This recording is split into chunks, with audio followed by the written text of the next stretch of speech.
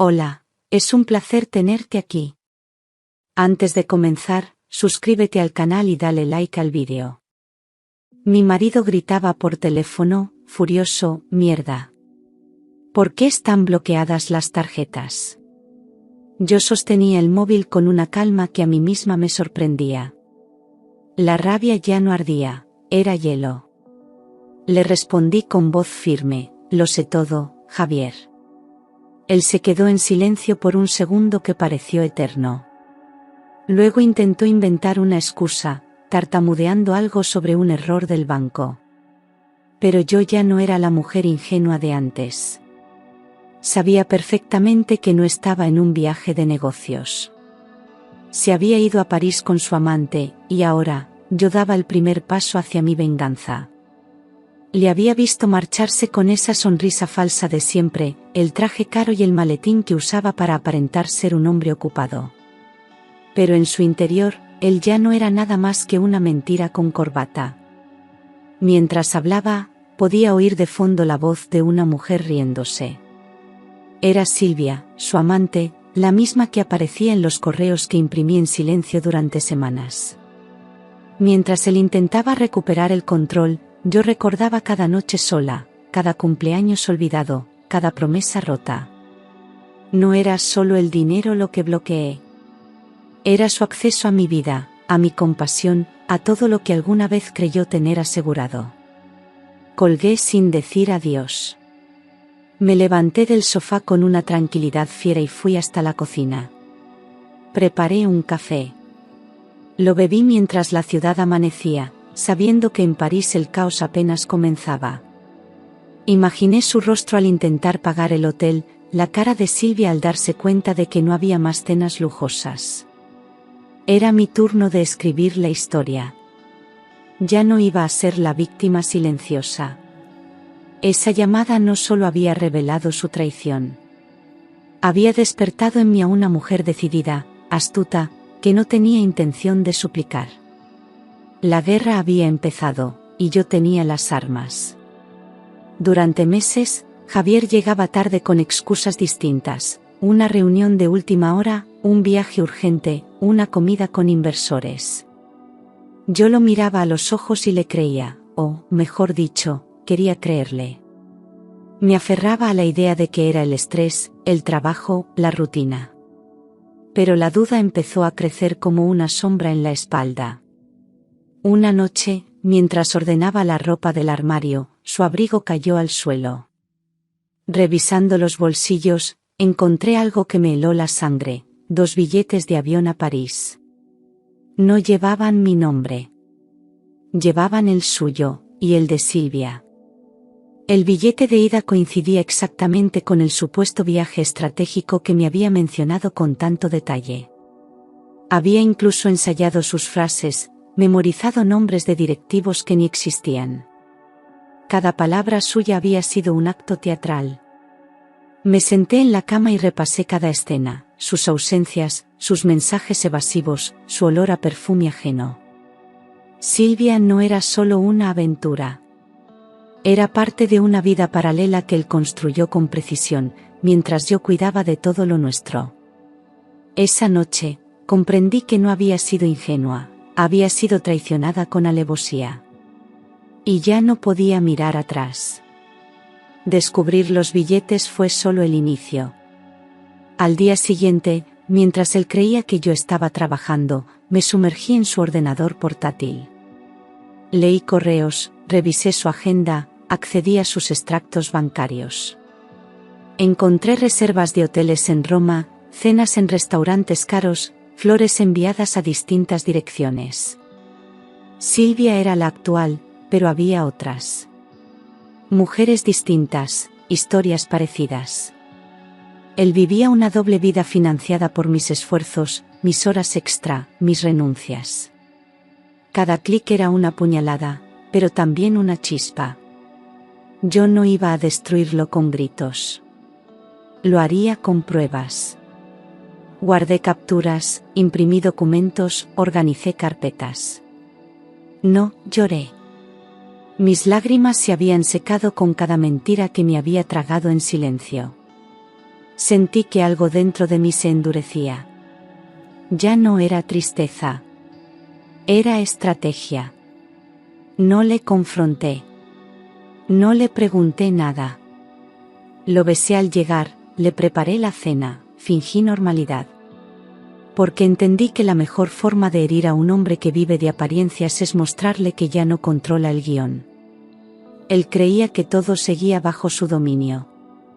Pero yo ya estaba escribiendo el acto final, y él no era el protagonista. Elegí esperar.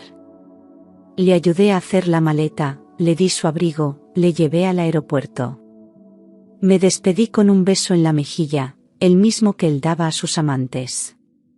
Mientras caminaba hacia el control de seguridad, giró la cabeza para saludarme. Les sonreí.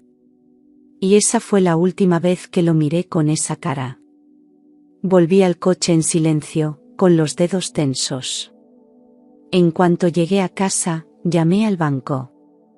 Di las instrucciones claras: bloquear todas las tarjetas conjuntas, restringir accesos, congelar movimientos. Nadie preguntó nada. Era mi cuenta también. Y él, ya no tenía poder. Esa tarde, abrí una botella de vino. No para celebrar, sino para marcar el inicio de mi reconstrucción. La casa estaba silenciosa, los niños dormían, y yo sentía una calma distinta. Él, probablemente, brindaba en el avión, ajeno a lo que le esperaba. Silvia sonreiría al llegar al hotel, pensando que le esperaban días de lujo y champán. Pero el verdadero viaje apenas comenzaba, y no era el suyo. Era el mío. No le grité, no le enfrenté, no me rebajé. Solo tomé el control, como él jamás creyó que haría. La partida había comenzado, y esta vez, yo movía las piezas. Javier me llamó desde el vestíbulo del hotel. Su voz temblaba, furiosa y desesperada. No puedo pagar el taxi, ni el hotel, ni una botella de agua. ¿Qué está pasando?, gritaba.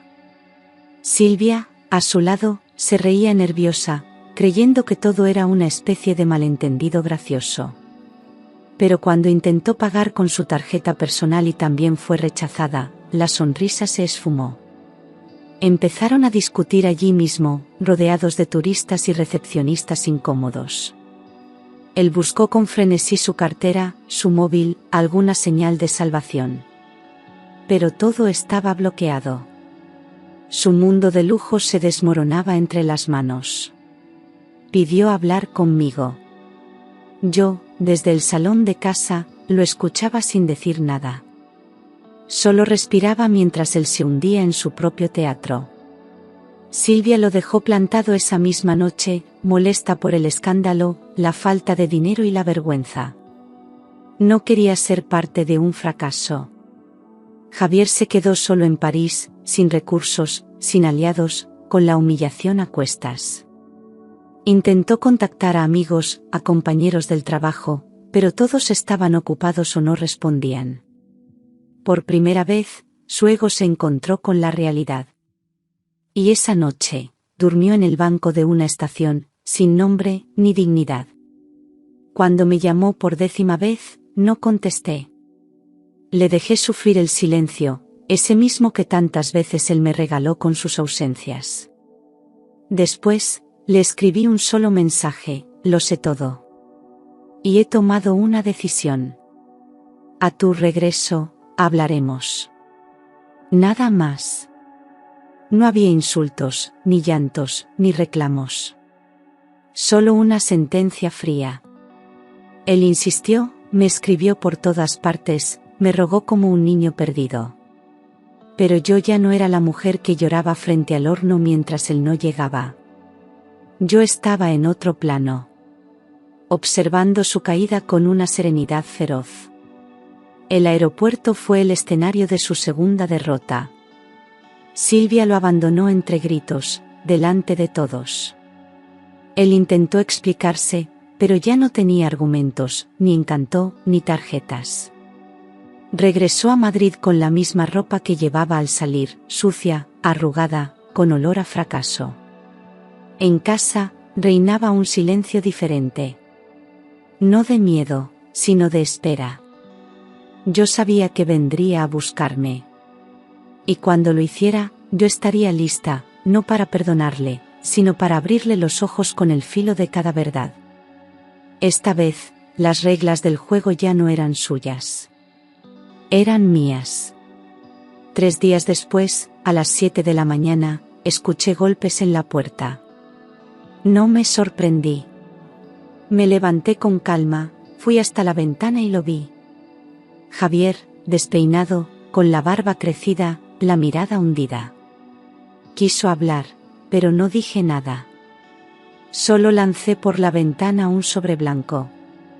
Dentro, una citación judicial y una copia de todas las pruebas que había recopilado, correos, fotos, facturas.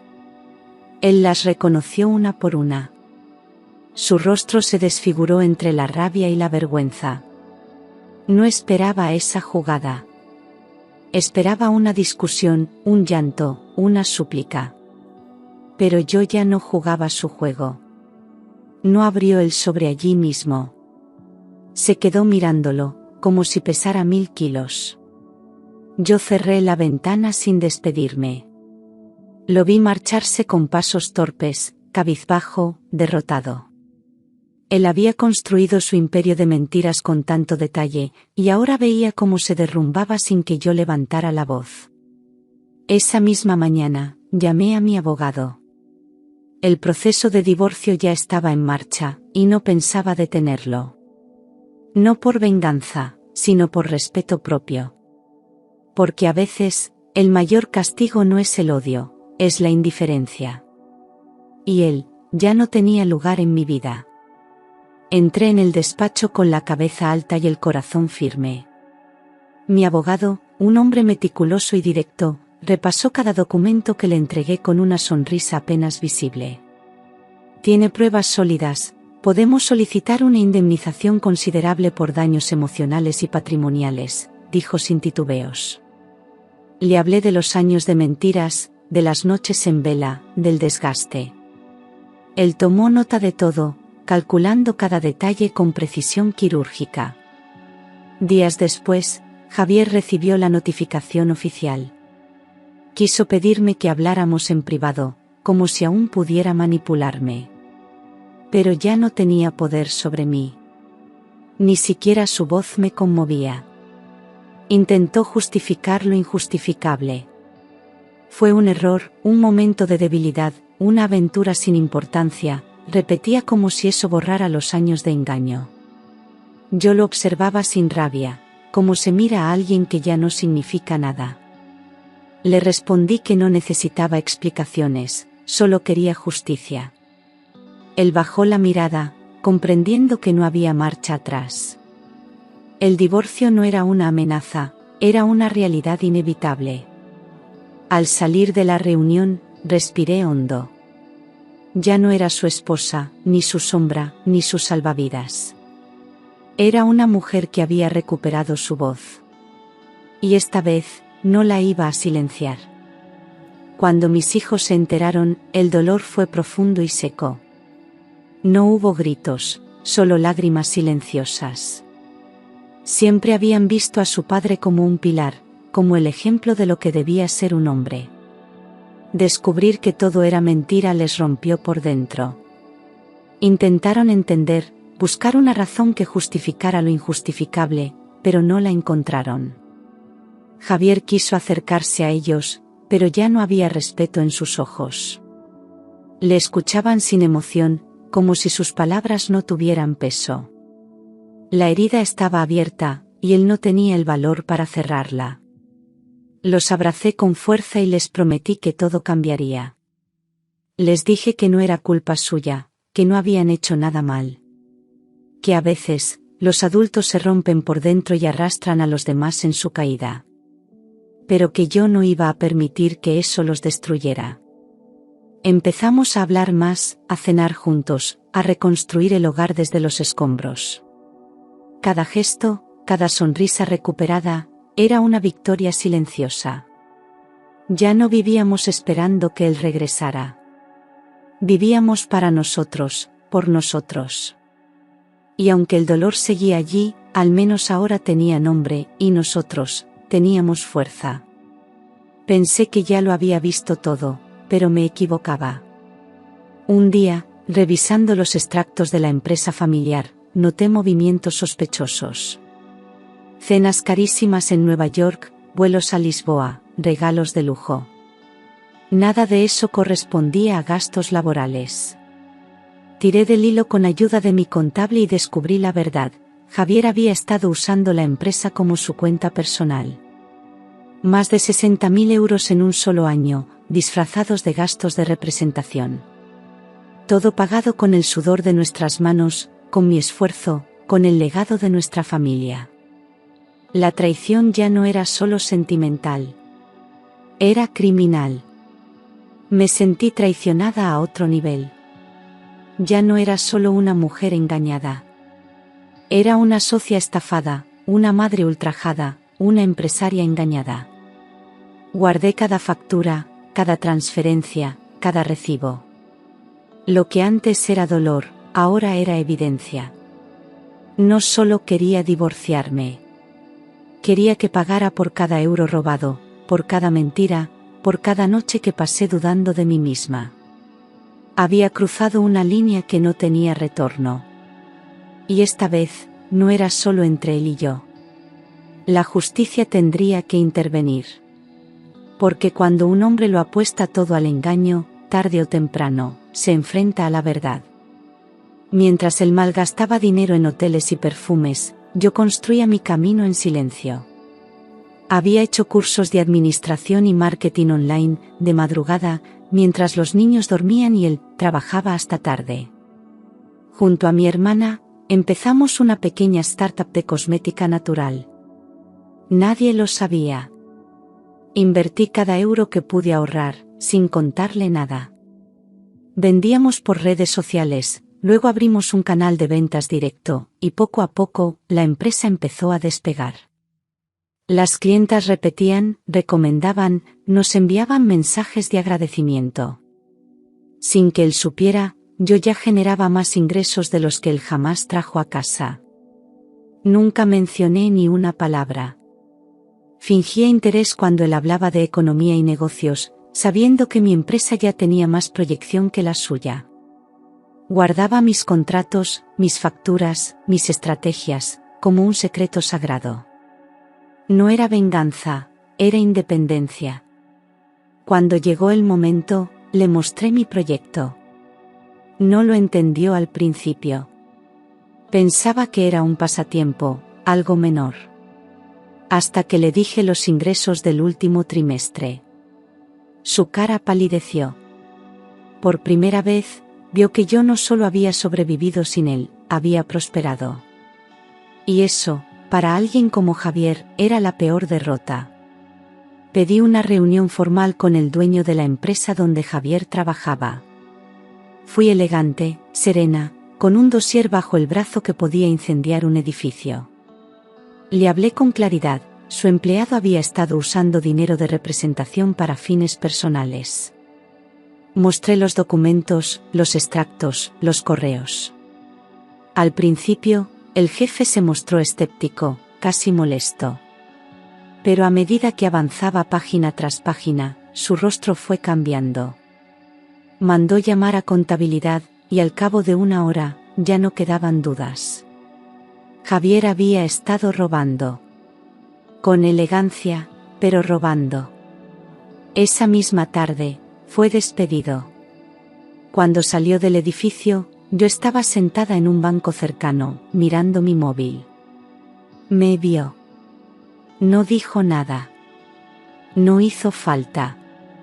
Su rostro lo decía todo, rabia, vergüenza, derrota. La misma boca que gritaba órdenes en casa ahora estaba sellada. Su nombre quedó manchado, su prestigio destruido. Yo no celebré en voz alta. Solo me levanté, caminé despacio y me alejé sin girarme. Ya no era la mujer a la que él podía ignorar. Era la persona que había destruido su castillo de mentiras con una sola visita. Y eso, dolía más que cualquier bofetada. Su madre me llamó al día siguiente. Me acusó de haber arruinado su vida, de destruir la familia, de ser una mujer fría y calculadora. Escuché en silencio, sin interrumpirla. Cuando terminó, le dije que revisara su correo electrónico. Le había enviado todas las pruebas, facturas, fotos, correos, documentos del banco y de la empresa. Nunca más volvió a llamarme. Su silencio fue la única respuesta que necesitaba. La mujer que me culpaba de todo ahora se enfrentaba a la verdad que nunca quiso ver. La verdad que yo había soportado en silencio durante años. Su hermano, en cambio, me escribió una carta larga. Me pidió perdón. Dijo que siempre sospechó que Javier no era tan ejemplar como aparentaba. Me agradeció por cuidar de los niños y por haber aguantado tanto. Le respondí con cortesía. No necesitaba su perdón, pero lo valoraba. Le dije que no guardaba rencor, solo experiencia. Porque cuando el mundo se cae, uno aprende quién está realmente a tu lado. Y ellos habían estado mirando hacia otro lado durante demasiado tiempo. El juicio fue frío, casi quirúrgico.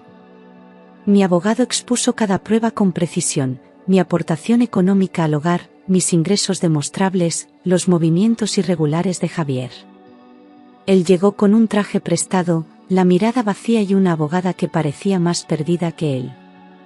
Intentó ocultar propiedades, cuentas a su nombre, incluso un coche comprado a través de un testaferro. Pero llegamos preparados. Teníamos testigos, documentos notariales y hasta un informe de peritos. El juez no dudó, la casa era mía, el coche también, y debía pagarme una indemnización de 30.000 euros. El silencio que siguió a la sentencia fue brutal. Javier no dijo ni una palabra al salir de la sala. Caminaba como un hombre que acababa de perderlo todo. No me miró. No intentó hablar. Sabía que cualquier gesto sería inútil. Yo, en cambio, no celebré ni me derrumbé. Solo respiré hondo y me abrí paso entre los pasillos del juzgado como quien deja atrás una prisión. Había pasado años encerrada en una relación basada en mentiras, pero ahora, por fin tenía las llaves de mi libertad. No fue una victoria ruidosa. Fue una declaración de dignidad. Y eso, para mí, valía más que todo el dinero del mundo. A las 2 semanas del juicio, encontré las ventanas de mi coche destrozadas. No había señales de robo. Solo rabia. Al día siguiente, recibí una denuncia anónima por evasión fiscal. Intentaban hacerme daño desde la sombra. Pero la policía y mi asesor legal actuaron rápido. Revisaron cámaras, registros, llamadas. Todo apuntaba a Javier. Era torpe, impulsivo, incapaz de aceptar su caída. Me cité con él en presencia de mi abogado y le di una advertencia clara: si vuelves a cruzar esa línea, te denuncio por acoso y por intento de difamación. No respondió.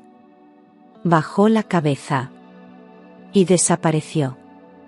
Durante semanas no supe nada de él. Nadie lo había visto. Ni su madre, ni su hermano, ni sus antiguos compañeros de trabajo. No me preocupé.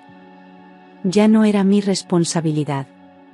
Sabía que estaba herido, pero también sabía que era peligroso cuando se sentía débil.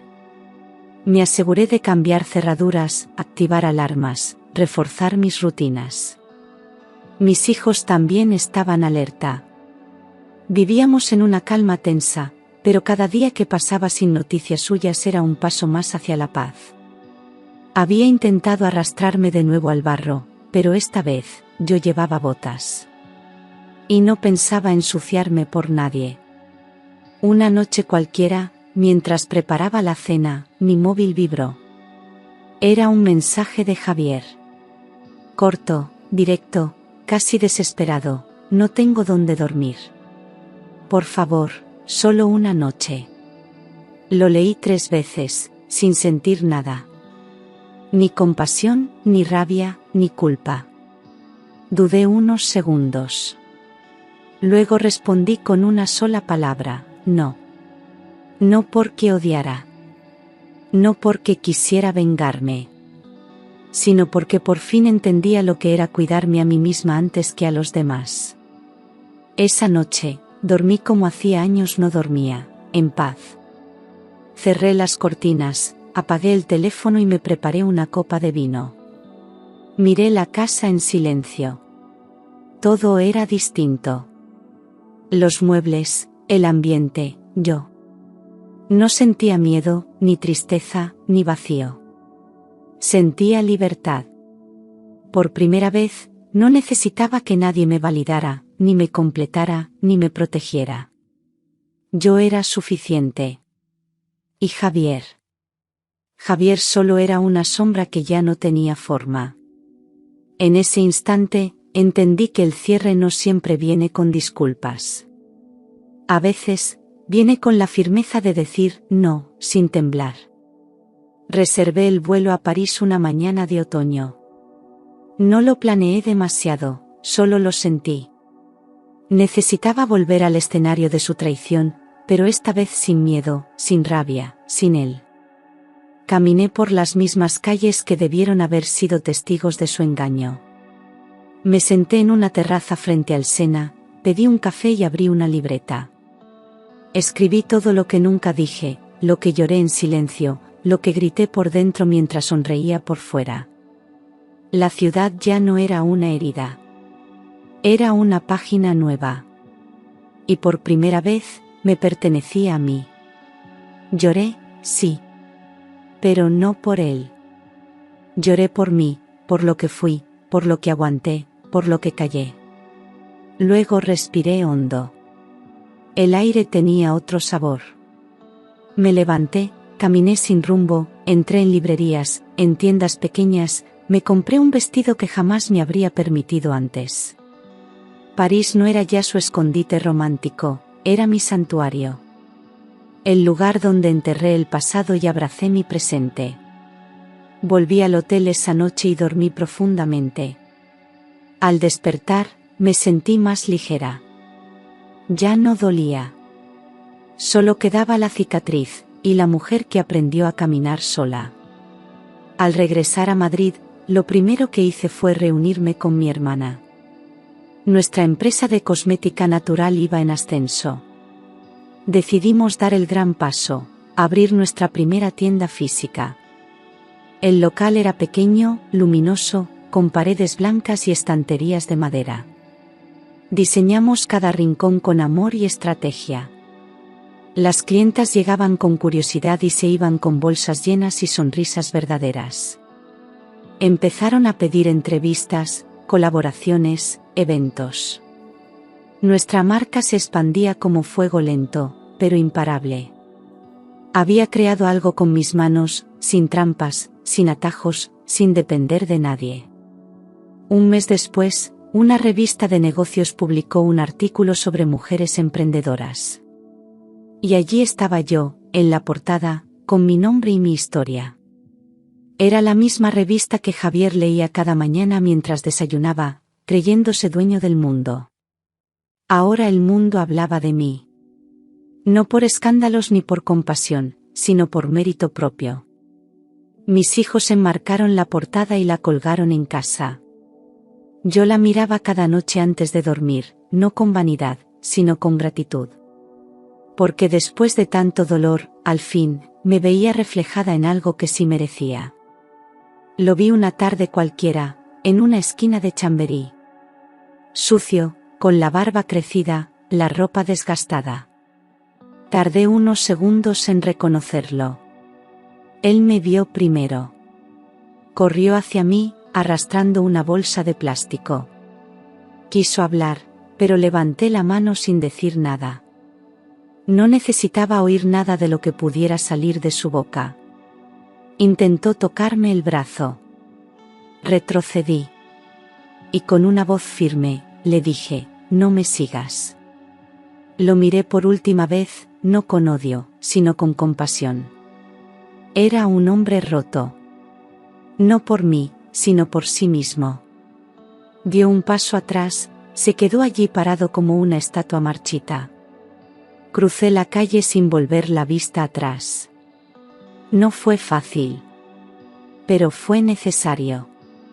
Porque hay personas que no merecen una segunda mirada. Ese día confirmé lo que ya sabía, el capítulo estaba cerrado. Y lo mejor que podía hacer, era seguir escribiendo mi historia sin él. Después de tanto caos, reformé la casa. No era solo pintura o muebles nuevos. Era empezar de cero. Cambié los colores fríos por tonos cálidos, eliminé cada objeto que tuviera su sombra. Compré un sofá cómodo, colgué cuadros que me inspiraban y por primera vez, sentí que ese espacio era mío. Mis hijos también lo notaron. Reíamos más, cocinábamos juntos, jugábamos a juegos de mesa en las noches sin televisión. La casa ya no era un lugar de espera ni de silencios tensos. Era un refugio. Un hogar reconstruido con amor verdadero. Los días pasaban con una paz que nunca había conocido. No hacía falta planear grandes cosas para ser feliz. A veces, solo bastaba con ver a mis hijos dormir tranquilos o compartir un desayuno sin prisas. Cada rincón de la casa reflejaba mi nueva vida, libre, limpia, real. Incluso el perro parecía más feliz. La ausencia de Javier no se notaba como un hueco, sino como un alivio. Había borrado el ruido, las excusas, las mentiras. Y lo que quedaba era luz. Una luz que yo misma había encendido, sin depender de nadie más que de mí. Conocí a Javier, sí, otro Javier, en una conferencia sobre emprendimiento femenino. Él estaba entre los asistentes, escuchando atento, sin interrumpir, sin intentar impresionar a nadie. Al terminar, se acercó para felicitarme por mi ponencia. Era tranquilo, respetuoso, con una mirada limpia que no buscaba invadir, sino comprender. Empezamos a tomar cafés tras algunas charlas. Nada planeado. Solo conversaciones honestas. No buscábamos amor. Solo compañía. Y en ese espacio sin presión, algo fue creciendo. Durante semanas no le hablé de mi pasado. No porque lo ocultara, sino porque ya no era lo que definía mi presente. Cuando finalmente se lo conté, me miró en silencio, y solo dijo, te admiro. No por lo que pasaste. Por cómo saliste. No intentó salvarme. No prometió nada. Simplemente se quedó. Me escuchó. Me vio. Me aceptó. Y eso, para mí, fue más poderoso que cualquier gesto grandioso. Por primera vez, alguien me miraba sin juzgarme, sin esperar que me rompiera. Y yo, sentí que tal vez, solo tal vez, el amor aún era posible. Salíamos de un evento cuando lo escuché.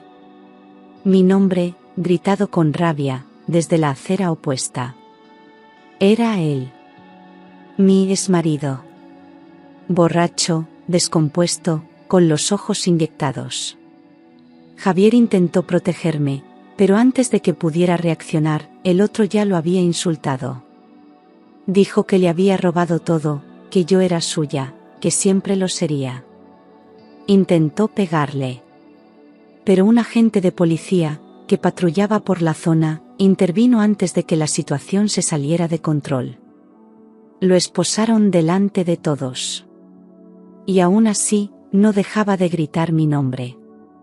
Esa noche, mis manos temblaban mientras sostenía una taza de té. No era miedo. Era una mezcla de rabia, impotencia y cansancio.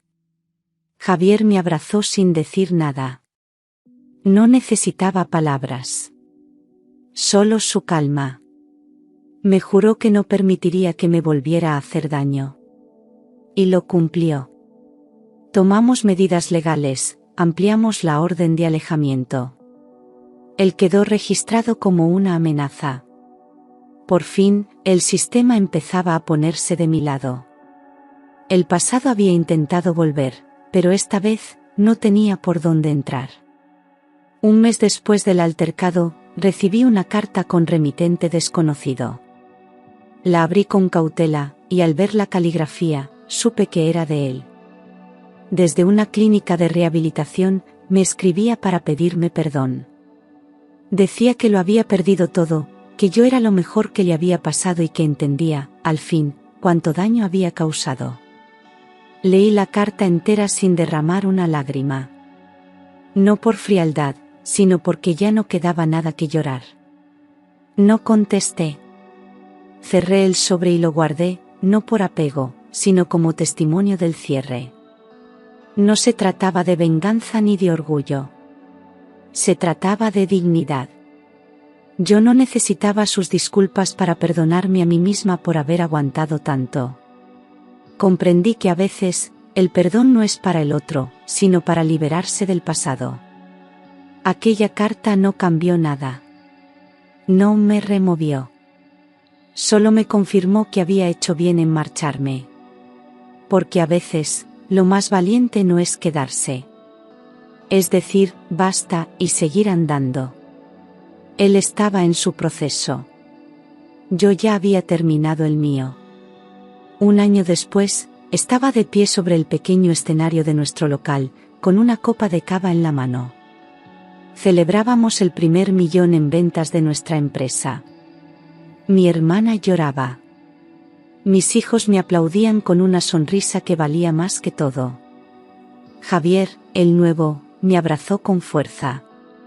Las luces, las flores, las clientas, todo era un reflejo de mi renacimiento. No era una fiesta por dinero. Era una fiesta por haber sobrevivido. Por haber transformado la herida en fuerza. Por haber elegido la vida. Esa noche, al llegar a casa, me miré en el espejo del pasillo. No vi a una víctima, ni a una exesposa, ni a una empresaria. Vi a una mujer libre. Con cicatrices, sí. Pero también con una mirada firme, un corazón en calma y una sonrisa limpia. Me senté en la cama, abracé a mis hijos, y les dije, gracias por no soltarme. Porque ellos también habían vivido ese infierno en silencio. Y ahora, también celebraban. Habíamos vencido sin violencia. Habíamos reconstruido sin destruir. Y lo más importante, habíamos aprendido a ser felices, por fin. Entré al banco con papeles en la mano y seguridad en los pasos. Iba a abrir una nueva cuenta empresarial.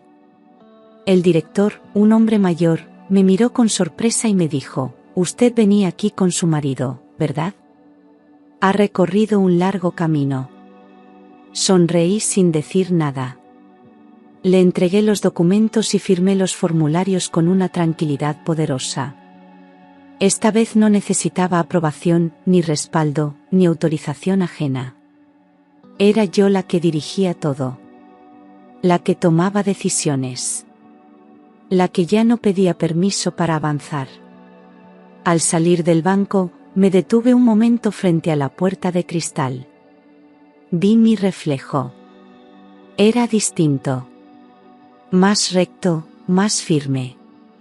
Ya no caminaba como quien teme tropezar. Caminaba como quien sabe que, aunque caiga, puede levantarse sola. Volví al coche y conduje con la ventana abierta, dejando que el aire acariciara mi rostro. Ya no tenía miedo del futuro. Porque el presente era mío. Y el pasado, ya no podía tocarme. Esa noche, mientras la casa dormía, abrí una caja de madera que guardaba en lo alto del armario.